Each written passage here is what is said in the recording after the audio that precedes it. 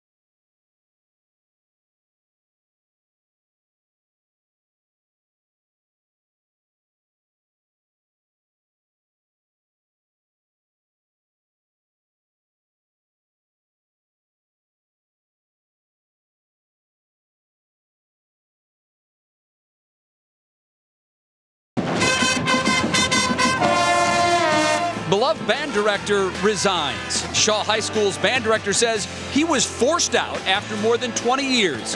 What parents and the school are saying tonight.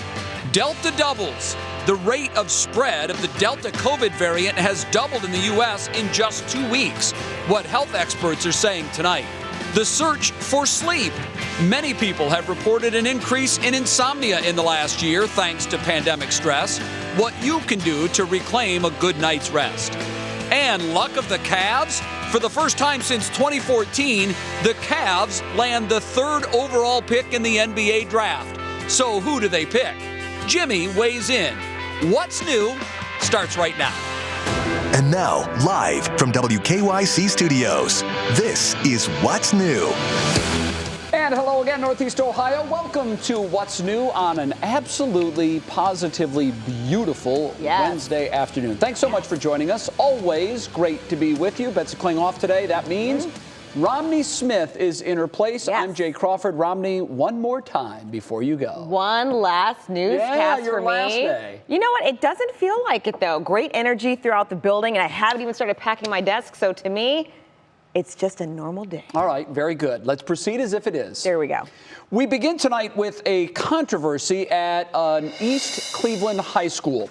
Shaw High School's marching band director says he was forced to resign after he says new leaders there were brought in and began targeting him with unnecessary disciplinary action. Let's get more on the story. January Keaton joins us now live from Shaw High School. January, good afternoon to you. Why does Don-Shawn Wilson feel he's been unfairly targeted? Well, I mean, it's layered, Jay. I wish I could tell you because he honestly says he doesn't even know. If you don't know about the mighty Shaw High School Cardinals, they are an unbelievably talented marching band, been all around the world, and now they've lost their leader amid controversy, no less.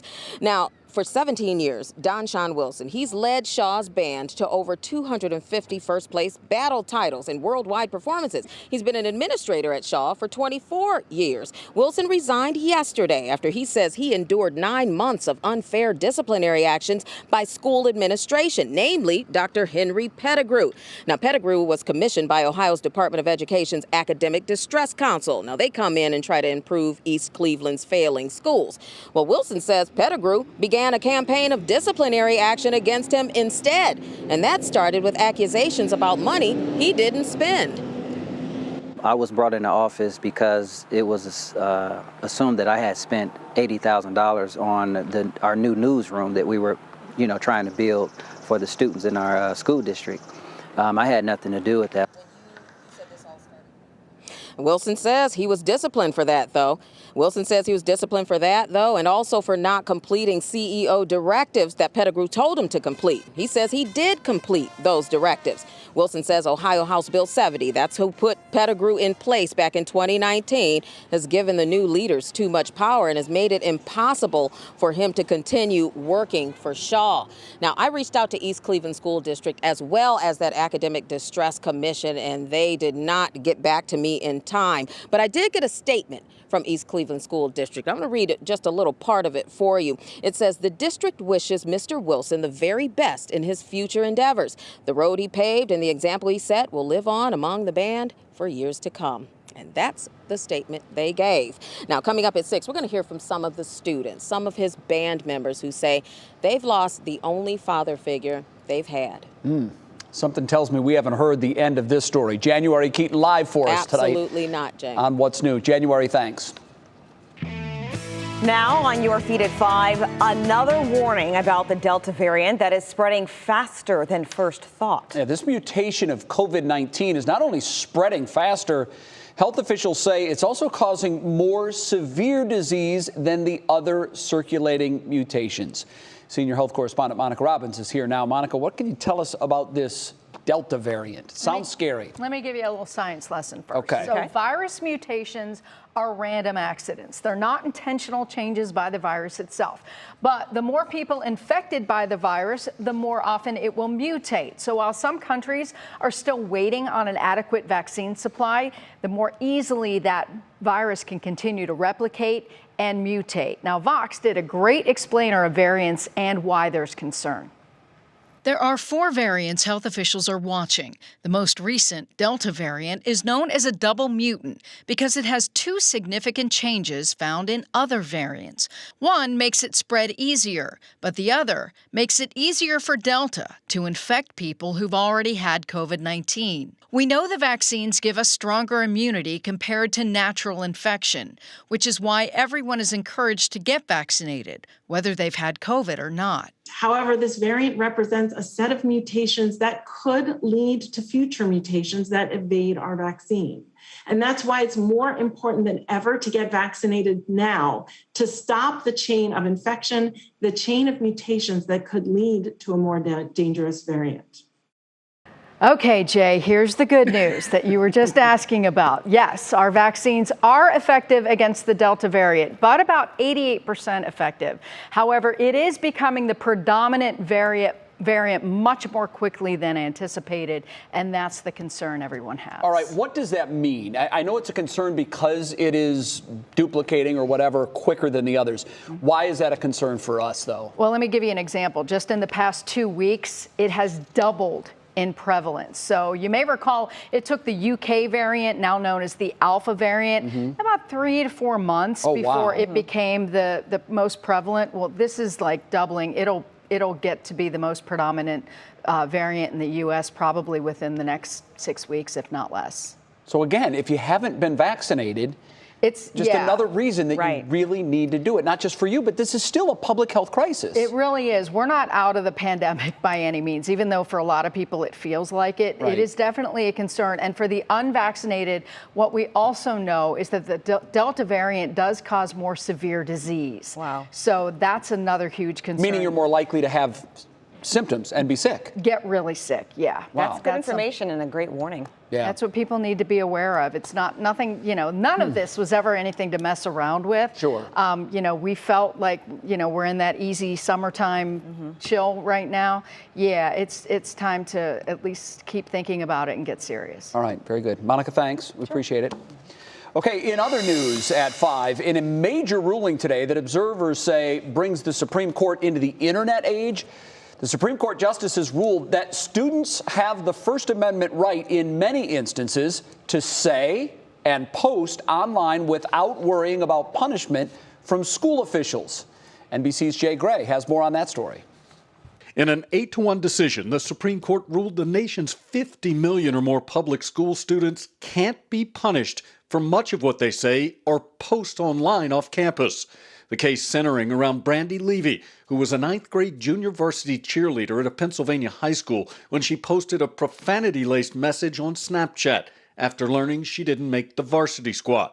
After a coach was alerted to the post, Levy was suspended from the JV team for her entire sophomore year. She and her parents sued, a federal appeals court initially ruling since her message was posted off campus, it was outside the authority of school officials.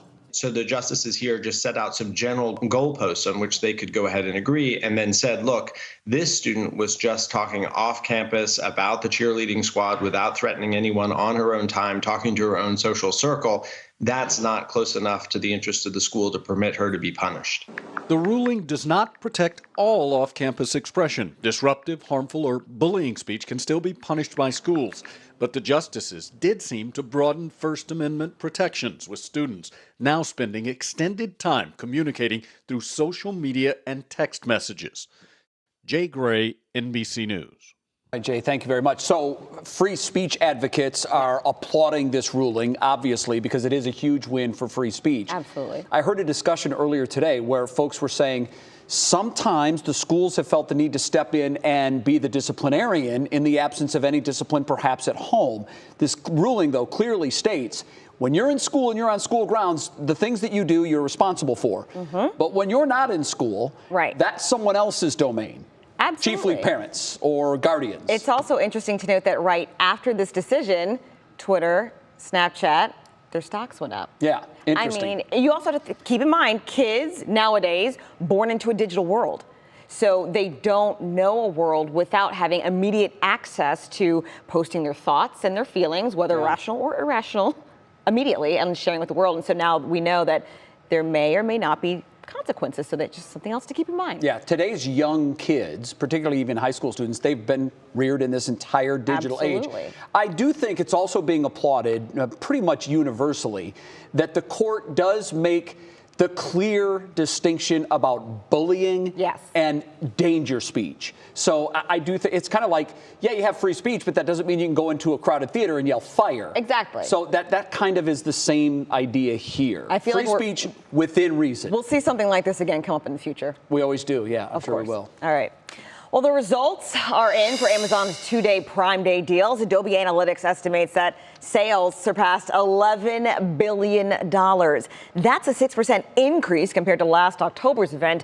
It's also slightly more than Cyber Monday, which was the busiest digital sales day on record. Now, keep in mind, Adobe reported $10.8 billion last Cyber Monday, but again, this was a two-day event compared to Cyber Monday's one-day, 24-hour event. So the numbers are kind of mind-boggling. Amazon never discloses their total Prime Day sales, but the company's publicity around this year's results were low-key compared to years past. $11 billion. $11 billion. That's insane. So I still look at Cyber Monday as the single biggest retail day. It's still interesting because these are all created holidays we did not grow up with. So it's quite incredible that these mega companies just say, look, we're going to discount stuff. You don't know if it's 0.00005 of a discount or a true we talked about 10, that 20, 30, yesterday. 40% discount. So really, if you include all the sales, I don't know about that. Yeah, but I know. It's profitable. It's interesting. And by the way, that's just Amazon's total. Right. Remember, other retailers were getting in on this. Target Walmart, got in, Walmart, sure. yeah. So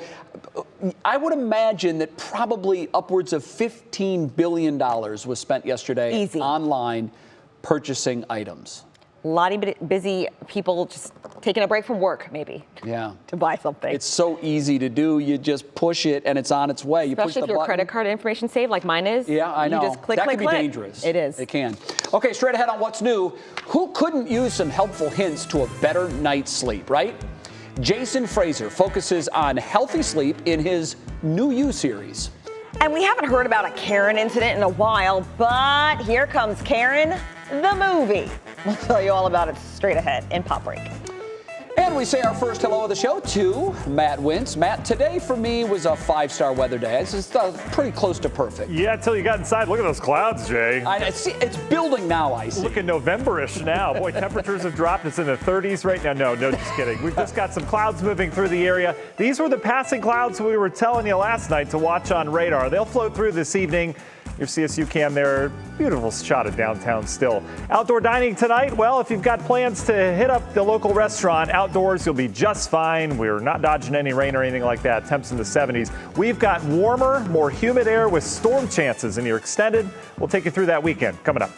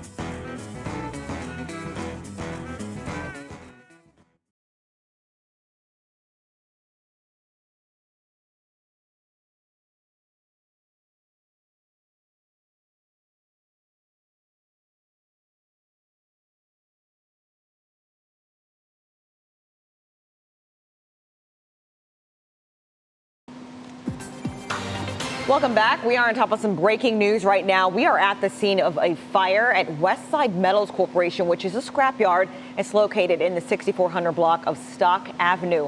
Right now, we are diligently working to figure out the cause.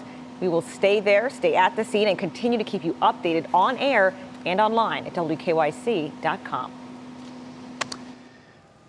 Well, let's face it, stress levels for just about all of us have been elevated over the past year and a half because of all the COVID concerns. Just about no one is immune from that. And what typically happens when stress levels go up, quality sleep tends to go down. Our Jason Frazer is here to help with tips on why you may be losing Z's and how to get back on track.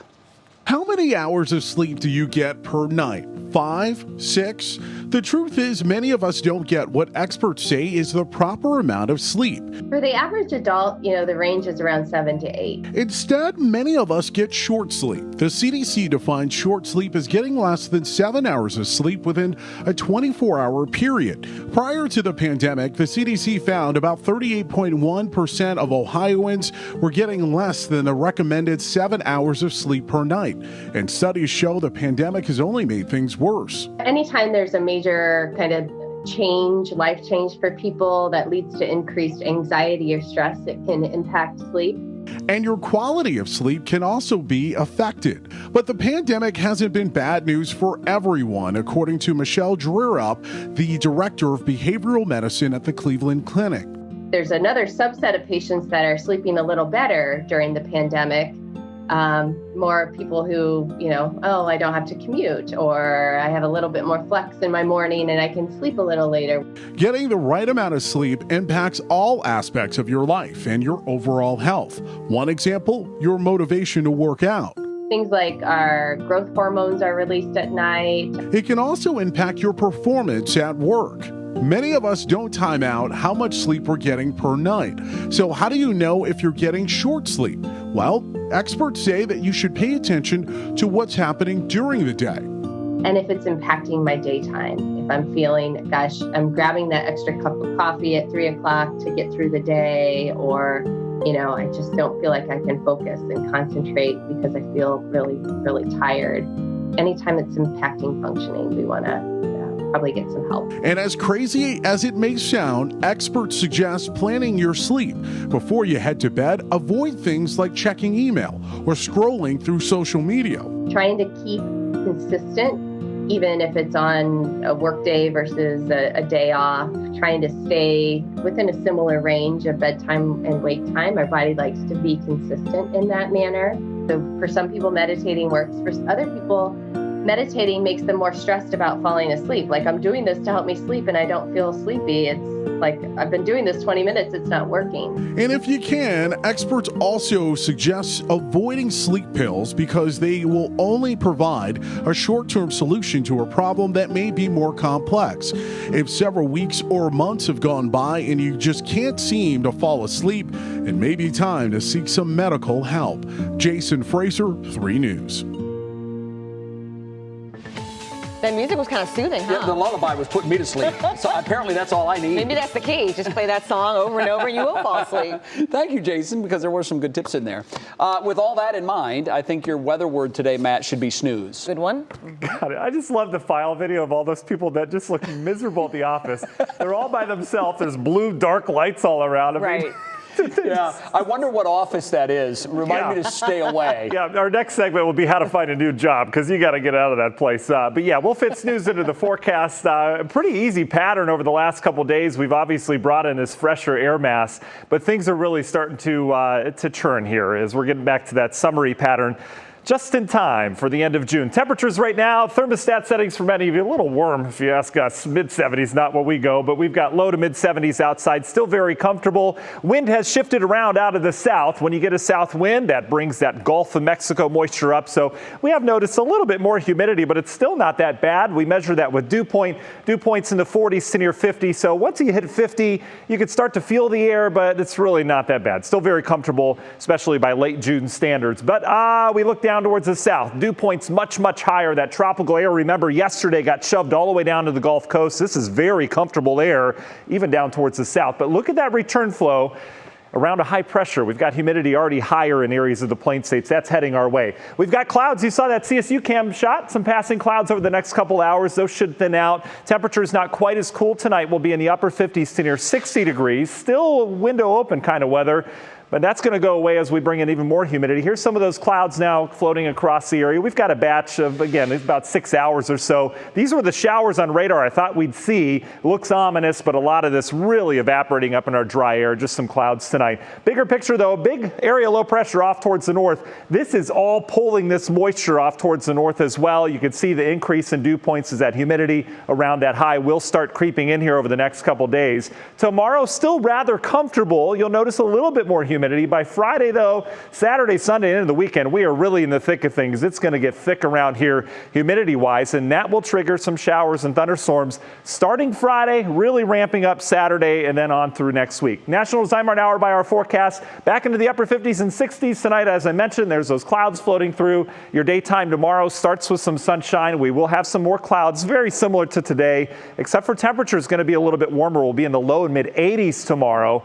So not quite as chilly as where we've been in terms of this fall-like air. And then tomorrow night, you saw that. We're still in the 70s at 10 o'clock. Rainfall, we're going to have to watch. We cannot snooze on this pattern as we get into the weekend because it does look like we're going to be bringing in rounds of showers and thunderstorms along the frontal boundary. Again, chances of storms really ramp up Friday night, but then especially Saturday. And some of that could really put down some heavier rainfall, something to watch here. Union Home Mortgage, 7-day forecast, sun and clouds tomorrow, isolated storms on Friday. Best chance if you have weekend plans out of Saturday and Sunday, I think we have a better chance for rain and storms Saturday. Sunday, a little bit drier, but still storms in the forecast. And next week you can see more storms Monday, Tuesday, and Wednesday. Temps stay in the 80s. We'll be back with more right after this.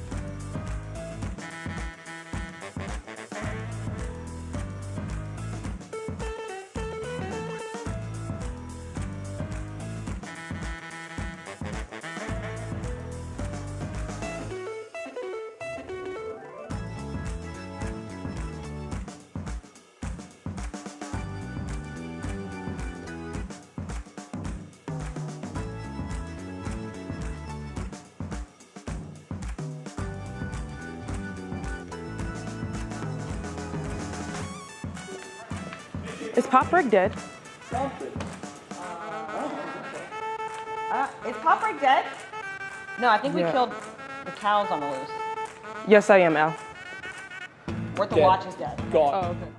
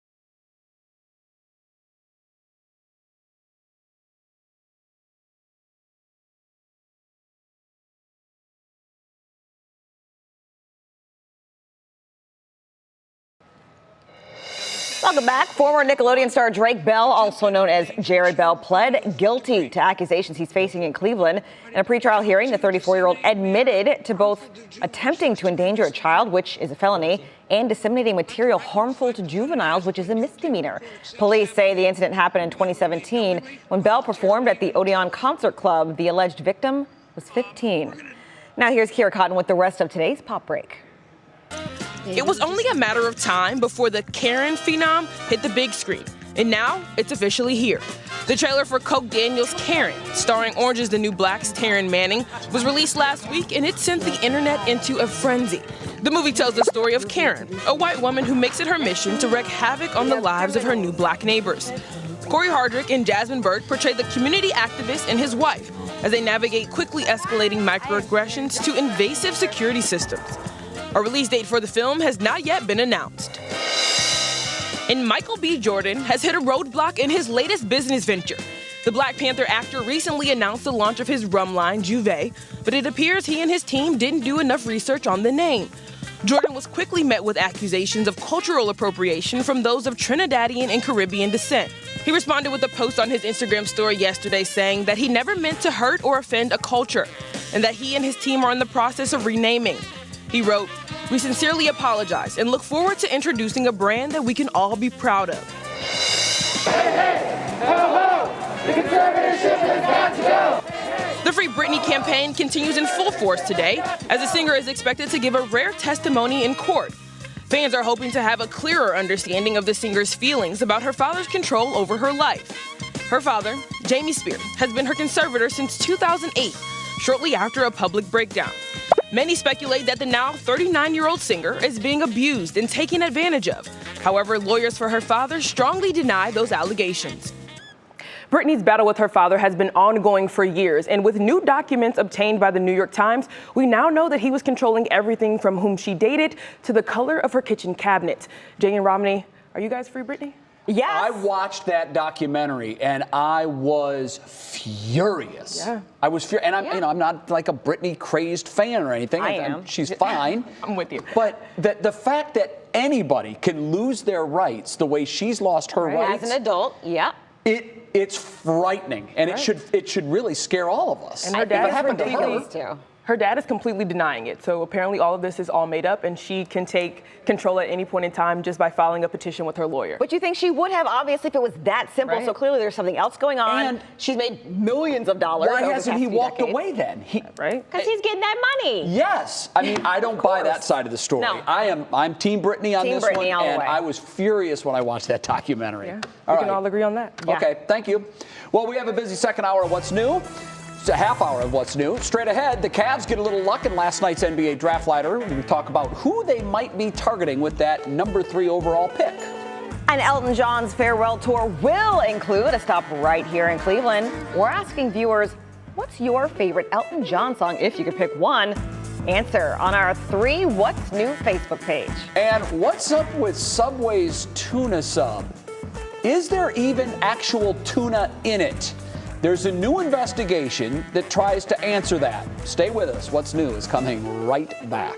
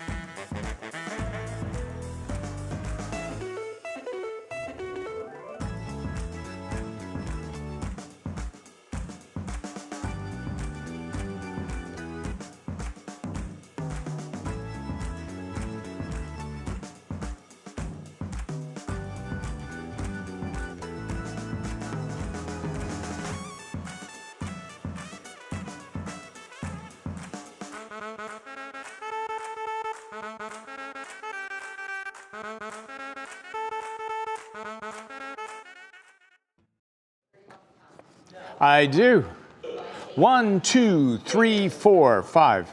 What do I do here? Okay. Still? Great.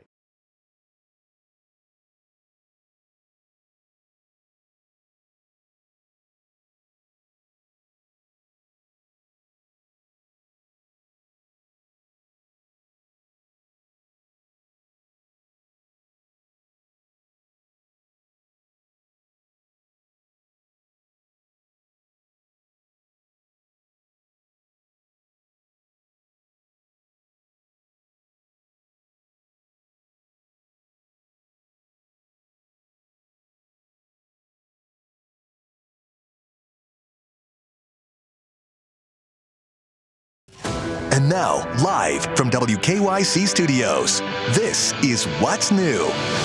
We begin at 5:30 with 3 things you need to know. Our crews are on the scene right now at West Side Metals. That's where a fire broke out just a short while ago. The scrapyard is on the Stock Avenue portion. Right now, we're working to try to figure out the exact cause of the fire. We'll have more coming up tonight on What Matters Most at 6 o'clock and continuing coverage on the 3 News app. Today, Governor Mike DeWine launched a new long-term project aimed at increasing and diversifying law enforcement. The new College to Law Enforcement Pathway program has a goal to grow the number of college-educated entry-level officers with an emphasis on traditionally underrepresented groups like women and racial minorities. It's been in the works for a year as a result of feedback from community members on wanting more representation and feedback from cops on needing to replace retiring officers. The new program will be a highly specialized program to develop entry-level future law enforcement officials. Well, this is really an honors academic program. We're going to take the very best students, we're going to mentor them, we're going to train them, we're going to develop them, and they'll be virtually guaranteed a job when they graduate. So it's a special opportunity for them. Very special. The new program is not replacing anything. All existing law enforcement recruiting programs will continue. This is just another measure to recruit highly qualified, diverse criminal justice majors. All right, at number 3 at 5:30, it's your final chance to win $1 million. This is it, Romney. You better do it tonight. The final Vax-a-Million winners will be announced later this evening. WKYC, of course, will air the announcement. It happens live right here on Channel 3. Set your watches, 7:29. That could be the moment that changes your life. So far, 47% of Ohioans have started the vaccination process. 43% are fully vaccinated. So what are you going to do when you win? You got plans? I'm going to McDonald's first. Get the filet of fish. Get the filet of fish because I'm obsessed with it. Pay off some student loans. All right, very good. Take a nice vacation. I don't know. Well, I hope you win. Oh, thank you. I'll take it. Welcome back to What's New in the second half hour. We begin this half hour with our top talker after basking in the glory days and talking about the Cavs championship parade just yesterday. Remember, that was 5 years ago yesterday. We were quickly reminded that there's still a whole lot of work to be done to try to get back to the top of that mountain. The Cavs last night landed that number 3 pick in the NBA draft lottery. So Jim Donovan, of course, is here to join us with what's next. Well, I'll tell you what, they had a good night last night. They really did, because the thing you worried about with them after a 22-win season, you worried that they would drop in the lottery and they could fall down. That would be disastrous for them. That has happened to them before, and they've also won it 4 times. LeBron, Kyrie Irving, Anthony Bennett, and it would have been better to get Tony Bennett, the singer, rather than the Anthony Bennett they got, and Andrew Wiggins, who never played a game for them except in the Summer League. Right. So they dropped down to, or they went up rather, to number 3. That was good because it's a good draft, okay?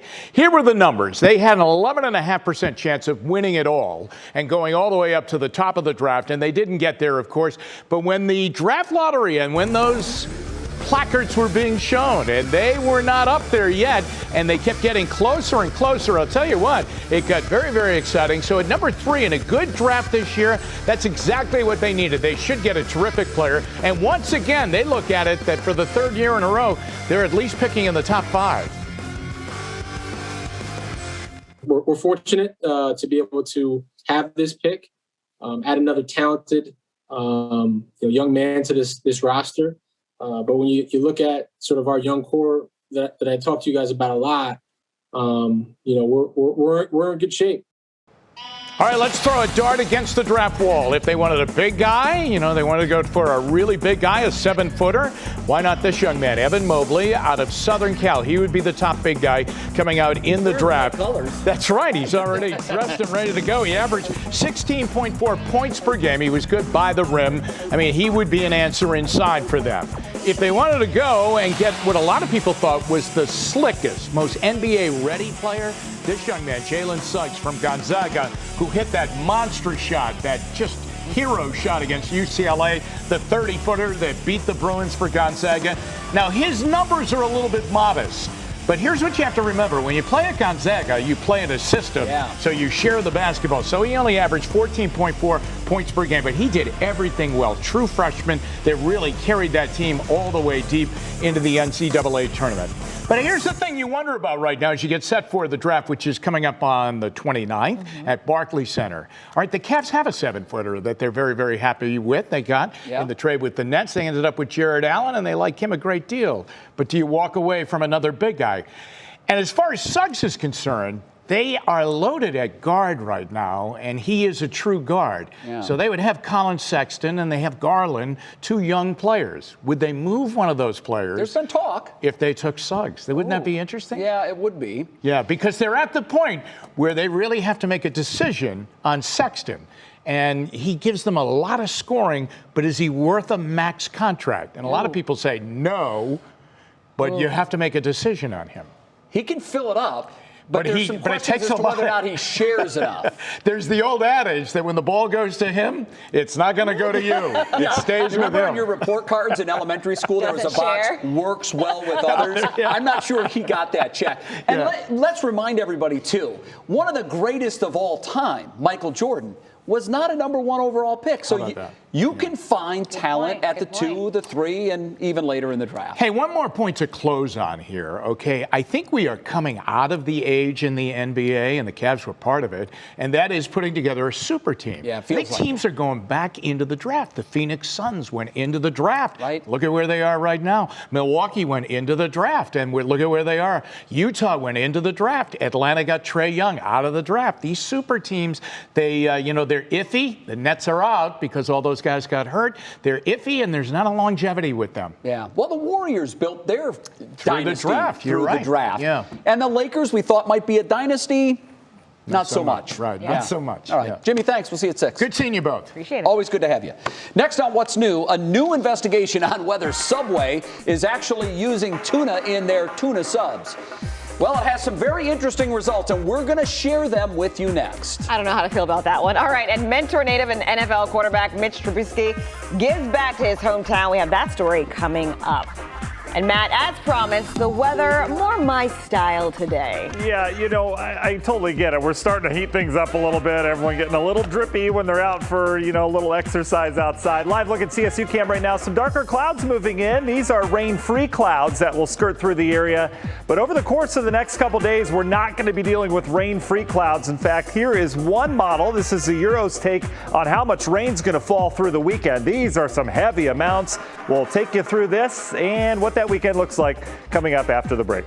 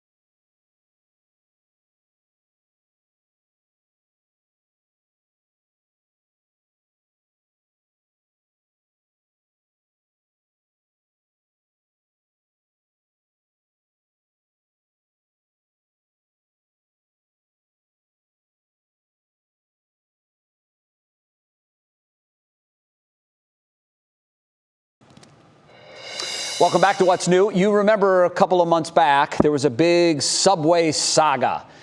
Is the tuna really tuna? Well, there's a lawsuit alleging it is not. So now the New York Times decided that they're going to dig a little deeper. So they paid to have more than 60 inches worth of Subway tuna sandwiches from California, where this suit was alleged to have happened, tested. The lab's study found that there is no amplifiable tuna DNA in these tuna subs. Now, before you say, wait a minute, what is it? We need to clarify something. Just because they can't identify tuna in the sandwiches doesn't necessarily mean that they're using something other than tuna. The lab spokesman said that they've reached two conclusions. The first one, the tuna is so heavily processed that whatever they could pull out DNA-wise was just not able to be identified. Secondly, there's nothing in there that's tuna. Subway claims it uses skipjack and yellowfin tuna species that the lab would not be able to detect. I don't know what to believe on this. I will say that Inside Edition, the syndicated show, also did their own investigation in New York, and they said, yep, tuna is in the sub. They found tuna DNA. Okay. So where we are now, I'm not quite sure. I don't know what to think. I have an easy answer. If you normally eat the tuna sandwich, keep eating your tuna sandwich. If you like it. If you like it. If you don't, then don't get it. That's kind of the easiest thing for me. And you have your own personal experience with My this. personal favorite is the McDonald's Filet-O-Fish sandwich. My husband Jason says it's not fish. I don't care. It's delicious, and I will continue to eat it whenever I go with the fry and the Coke. You don't care what it is. I don't care what it is. It's delicious. Yeah. So in my book, whether it's DNA tested and verified or not, I don't care. Well, it's see, delicious. at least there's wiggle room with the Filet-O-Fish. Yeah, it's just fish. It's not- just fish. No, what kind I mean, of it fish? could be It's just minnows. It's a fish. I don't know. A combination. I don't care. Okay. You know how you solve all that? What? Just be like me and don't eat seafood. Nah. None. Zilch. I could be a pescatarian. I love seafood. Not me. Even mystery seafood. Okay, what's not a mystery? I'm going to move on. What's not a mystery is our weather. We have our expert to break that down. Or is it? I don't know. Mystery seafood. I'm all about it, man. It's a Always surprise. fun to wonder what you're putting in your mouth. That's a fun game to play. I'm glad. not going to answer that. Spin the wheel. Jeez, you guys. Yeah. I'm going to take you out for salads after this. There you go. We'll go from there. I love salad. I do too. Depends on what's on it. You put some tuna on it, then we got problems. We all have questions. Yeah, for We'll sure. tell you it's tuna. There we Right, go. right. You guys want a forecast or anything? Or Yes. you know, it's been pretty easy over the last couple days. Humidity, summertime feeling, it's coming back to Northeast Ohio. It's been taking its time, but it'll be back here, especially by Friday, Saturday. We'll have that summery feel back. Passing clouds tonight, though. No rain out of these. Temperatures back into the 60s. Last couple nights, we've had some 40s and 50s. No longer, just some upper 50s, 60s tonight. These clouds should move through in the next 6 hours or so. You can see that CSU cam showing pretty dark clouds. We've got a pretty decent batch here. Lorain County heading into Cuyahoga County. They have had some sprinkles out of these, as I mentioned yesterday, out towards the west. A lot of that evaporating. Remember, we've got very dry air, so it's falling in spots, but it's evaporating before it hits the ground. We call that virga. Off towards the west, some more happening out towards Lake Michigan. Again, that will fade as it moves in. Big picture pattern, though. There's a low pressure off towards the north, high pressure that just went by. The combination of the two are tapping into moisture all the way down from the Gulf. Takes a little while to get here, but it is on its way. This is the mugginess to the atmosphere. You can see the true muggy air has kind of rebuilt itself across the southern plains. Again, that will be in here shortly over the next couple days. Here's your dew points, pretty comfortable still. Humidity out in the plains moving in. So where do we go from here? Well, tomorrow still comfortable, especially by late June standards, but you can see as we get into Thursday, Friday, Saturday, and then next week we kind of toe that line between the real thick tropical air around here. National Design Mart hour-by-hour forecast is now going to be the 7-day forecast. Always like to do this at the end of the hour here. You can see we've got showers and thunderstorms that will be exploding on radar tomorrow off towards the west. We will stay dry, but watch how this frontal boundary kind of approaches. This is just like last weekend where we get these big clusters of storms, really no rhyme or reason to where they form, and we watch where they go. Models indicative that maybe Friday evening we get some rain around here. I think Saturday we've got a good chance at one of those clusters coming through, and then we deal with the boundary that sticks off towards our west. This is repeated days of showers and thunderstorms. Not a washout, but much like last weekend, you get some heavier rain and then you dry out, and that pattern looks to stick all the way through next week at this point. In terms of rainfall, the Euro painting the heaviest rain off towards the west. Remember, rain doesn't fall evenly in thunderstorms, so it's kind of hit or miss based on the neighborhoods, but the GFS a little bit more bullish in bringing some of that in here. Bottom line, rain chances, we're going to ramp them up. We could use them. We're about 5 inches below average. Cleveland, Akron, and Mansfield ditto that. It has been a very dry spring around here. Union Home Mortgage 7-day forecast. Isolated storms on Friday. We ramp up that chance Saturday. Sunday, still some storms around, and that continues into next week. Temps back into the 80s, so all the tuna fish out in Lake Erie are going to be happy, Jay. Okay, Matt, thank you very much. Well, for the first time in his NFL career, Mitch Trubisky will spend a season playing for someone other than the Chicago Bears. You may remember he signed with the Bills this past offseason. But before heading to Buffalo, he returned home to Northeast Ohio this week so he could host his annual youth football camp at his alma mater, Menor High School. We caught up with him today about what it means to return home and teach future generations. You got it. Oh, nice punt. Had our kindergartners through 6th grade youth players here in Menor.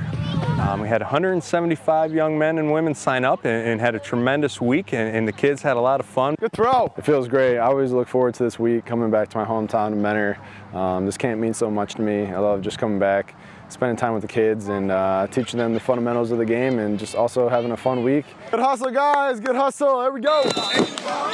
It's a great camp here. It's most importantly what we're trying to teach our players in our program. that know how to work and persevere and go through good and bad times. I tell all these kids, whatever you want to be when you grow up, you just continue to dream big. Well, I really want to be a paleontologist. Write down your goals, make small goals and accomplish those, and just continue to work hard and dream big. Anything is possible. There we go. Fourth graders, nice. Every time I come back to this place, a lot of memories always come back that are very special to me. If Mitch hits the goalpost, you guys all have 10 push-ups.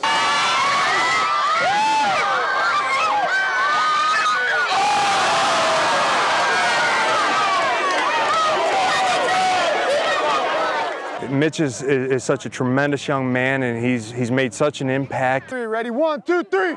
There we go. We had a great showing this year, and I hope the kids had as much fun as I did. It's a special place. All right, so just judging by the stadium and the crowd in the background, it looked like that ball was launched from the 50-yard line. So he threw it 60 yards in the air. That is incredible enough. But to hit the crossbar from 60 yards out, I mean, clearly. That's why he's in the NFL, kids. The kids had the same reaction all of us had, which is like, whoa! Yeah. Again. How great is it, too, that whenever someone makes it from wherever they're from, and they come back and they serve as an example to all the little guys and gals. Yeah. Look, dream big, work hard. Right. And you might catch that dream. And I think it's important to emphasize the discipline that's needed. And it's a transferable skill, right? Because not everyone's going to go pro. But to say if you work hard, stay committed to whatever it is you want, whether you want to be a paleontologist or a football player or a chef or a mechanic, you can do it, but you got to stay disciplined, stay committed. So it's a great lesson and example for all these kids. It certainly is. Cool. All right. What is your favorite Elton John song? We'll share ours with the news that he's coming to Cleveland for his farewell tour. And our Show Us Something Good is good news for Northeast Ohio from the Bridgestone Senior Players Championship that's going on this week in Akron. We'll share that with you when What's New comes right back.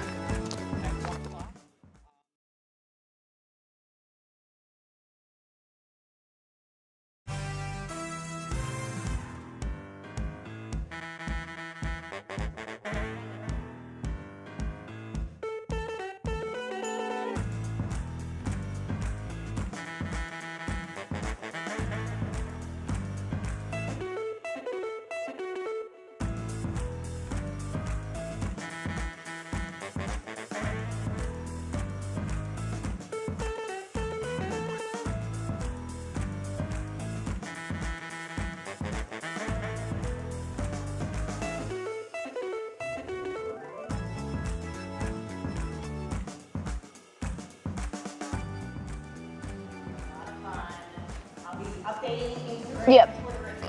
I am going to tell you what's clicking in Cleveland with Elton John coming to Cleveland at Progressive Field next year.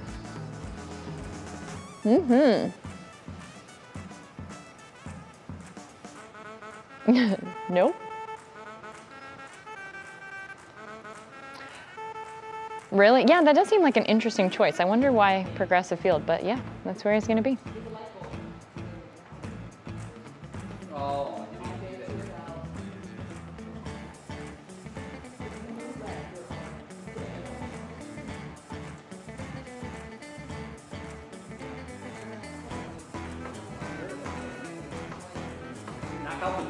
I do.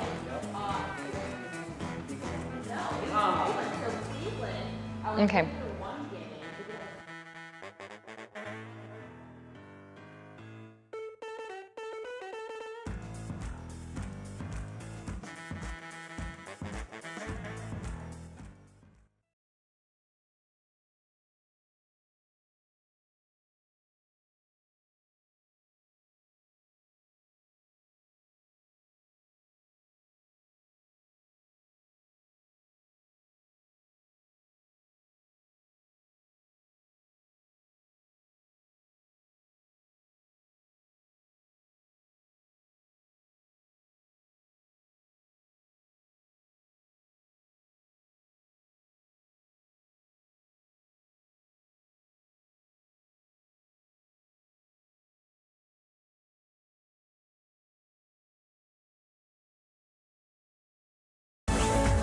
Welcome back. It is time to see what's clicking in Cleveland. And for that, of course, we bring in our digital anchor, Stephanie Haney. Hey, Stephanie.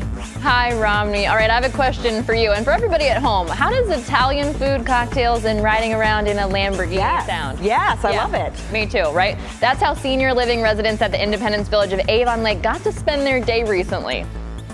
Oh, it's great. Just looking out at the lake, and it was a really nice ride. The residents love it. They've been acting like little kids in a candy store.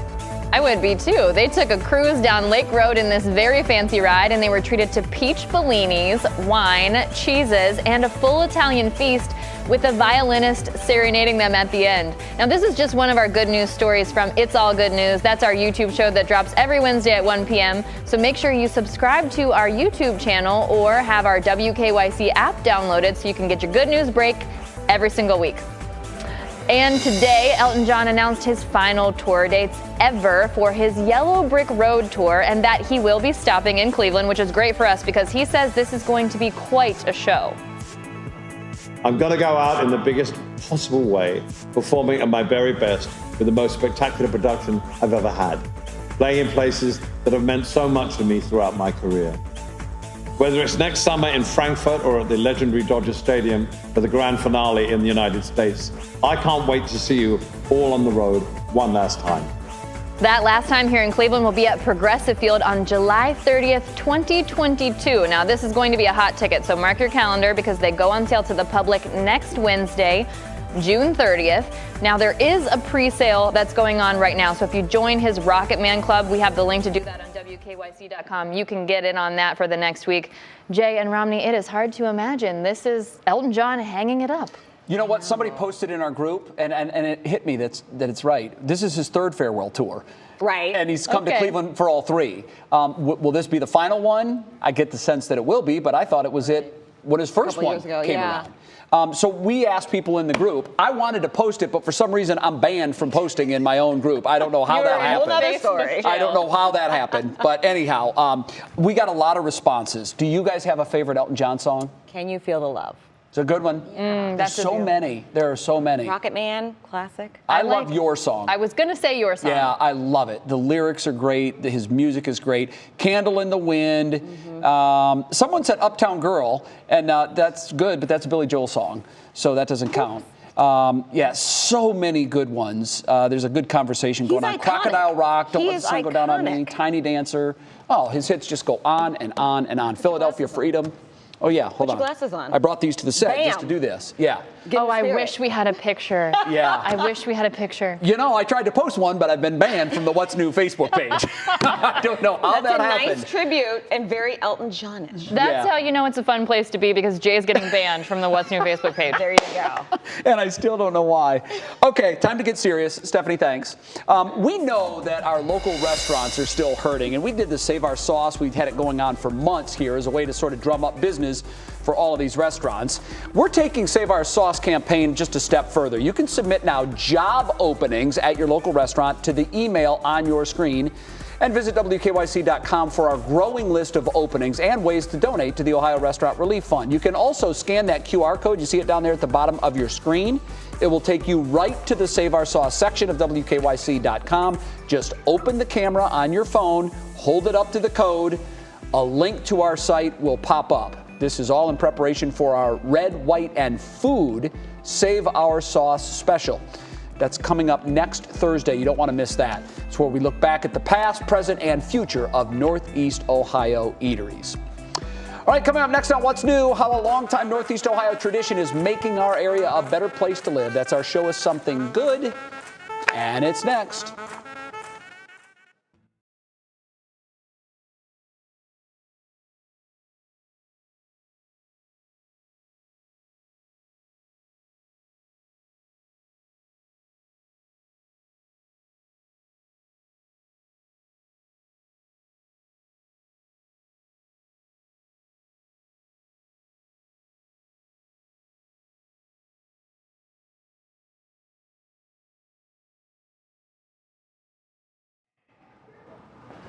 Hi, Al. Testing 1, 2, 3, 4. 1, 2, 3, 4, 5, 6, 7, 8, 9, 10.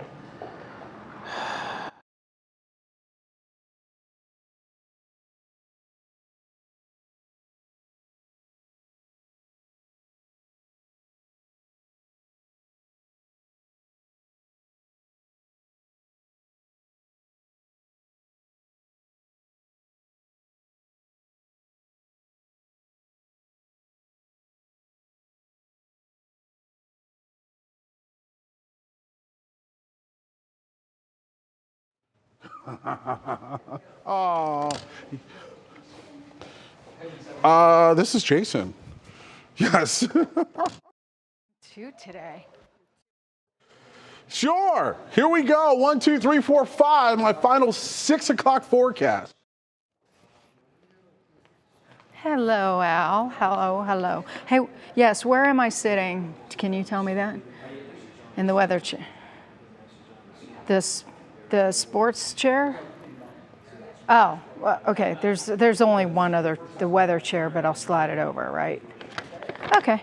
All right. As much as we wish this pandemic is not over.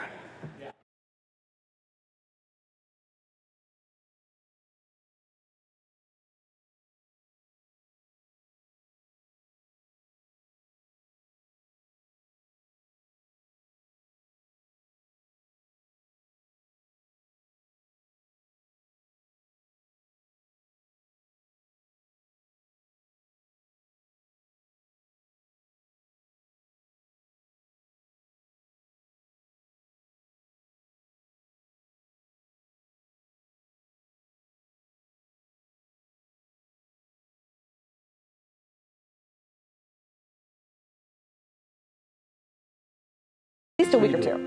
Oh, we're back. Today's show is something good comes from Akron Bridgestone Retail Operations. Donate $100,000 to the Boys and Girls Clubs of Northeast Ohio. The money will be used to help close the technology gap for kids. It's so important. It is. The group can buy hotspots, supply equipment, and more to help club kids stay connected. That announcement, by the way, was made at the Bridgestone Senior Players Championship. What's New will be live from there Friday as part of our Rediscovering Ohio series. Be sure to tune in from the tournament. We are out of time, and before we go, I want to say this is Romney's last day, and her husband, Jason Frazer. We have had so much fun getting to know the two of you over the last 2 years. Thank you, thank you. They're moving to New York to be close to family. We are so going to miss you, but we're so thankful for the time we had with you. I've loved working with you. It has been a joy, and we've loved working with you guys, the whole team here, and all of Ohio. Y'all embraced us, and we love you guys so much. We'll still be on social media, so we're not going to say goodbye forever, and we will be coming back, by the way, and we'll let you know when. Good luck. What matters most with Russ starts right now. Now at 6, Stepping Down. Shaw High School's legendary band director opens up about why he's leaving his job. Also, college degrees and cops. The governor's new plan to diversify and grow Ohio law enforcement. Dangerous variant. With the hope the pandemic is finally ending, there are new concerns about the COVID variant that may change everything. Our senior health correspondent, Monica Robbins, explains what has local doctors so worried. And already